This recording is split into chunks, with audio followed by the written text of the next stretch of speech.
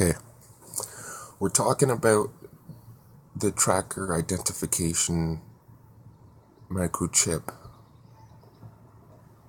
If you take that under your skin, right?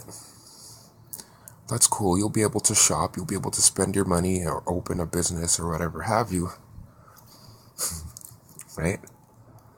But what's going to happen is when these people from space that love and care, when they show up to do the big pickup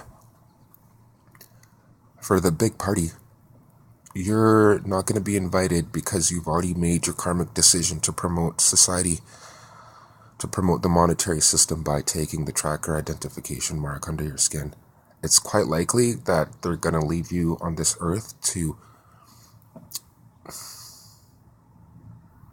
yeah. So that's one reason you don't want to take it. Another reason you don't want to take it is say they don't pick you up, right? Say a bunch of UFOs show up and pick up a bunch of people's and children's, and they left you behind even though you don't have the mark. Well, it's just because you're supposed to be left behind.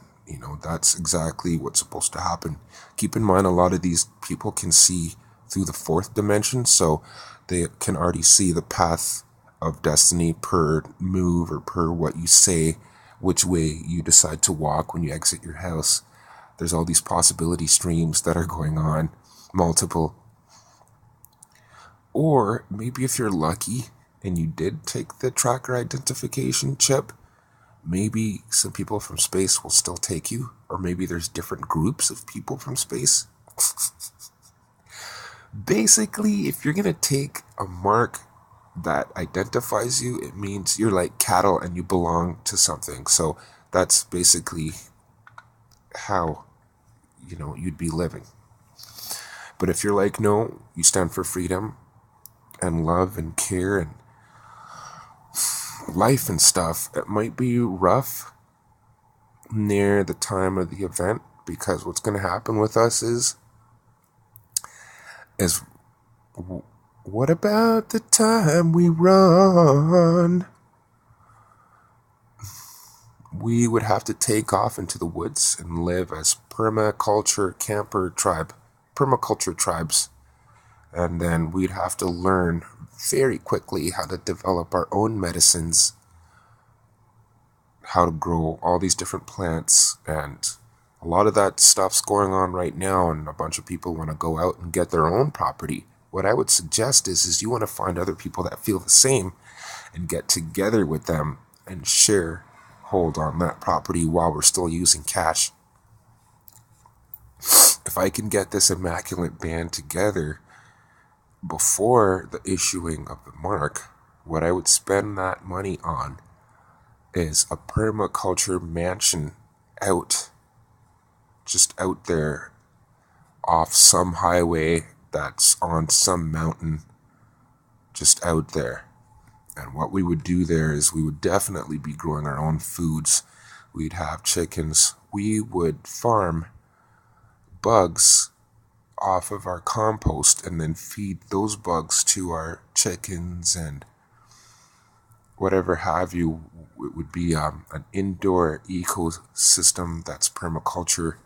Our basement would have a swimming pool that's also a permaculture pond, fish farm, while we're also farming pond life, algae, and different types of water plants, bugs, and species of fishes.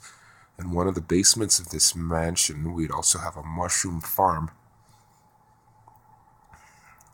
And this mansion would be big. On the first floor of this mansion, we'd have a small jungle with some trees. We'd be growing bananas indoors. We would just have everything, but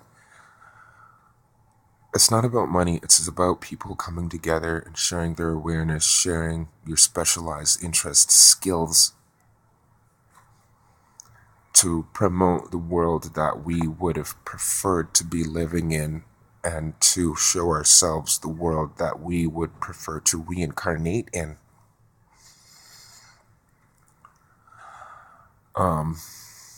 So yeah, at least now you know exactly what my ultimate target is for this band that I've been trying to get together for a while now.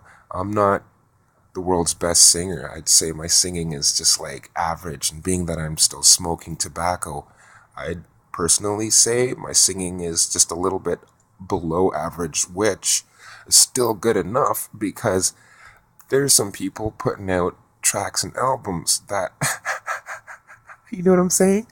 So no disrespect, I'm not going to finish what I was going to say. You already know what I mean. Back to the people from space. Well, I believe I'm one of those people from space that's been reincarnating here. I have a very strong feeling about this. And so the way I want to say it right now is we need you to have a full out relationship with us. We need to have a relationship with ourselves times infinity, inwards and outwards. We need to overcome the evils that are upon us by coming together and raising our awareness. These people from space, most of them, and the good ones that are not hiding in stuff that will come out when the time's right, we need you to not be afraid. We need you to not be fooled by your leaders and stuff like that. We need you to put both of your hands up into the air when we appear. And for those of you who have faith and believe in something more, if you can believe that there is a power that works outside the laws of physics, then you will fear no death. Okay? And now I need you to know, me personally, Door, I don't need nothing from you. Just friendship.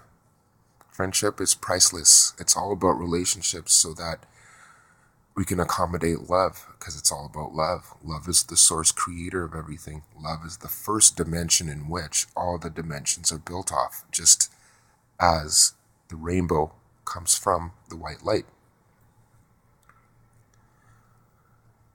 So when the massive appearance happens, we'll be pulling up as much people as we can possibly hold without overcrowding our space cities. And we've worked hard to generate more just for the massive pickup, you know. We've taken gene samples of peoples, we've taken their children and raised them with us in space to come back later on to try to grab whoever we can and continue relationships of love. Love is the kingdom and the power and the glory for eternity. Okay? Shouldn't be too hard for you to digest. Catch you on the next episode.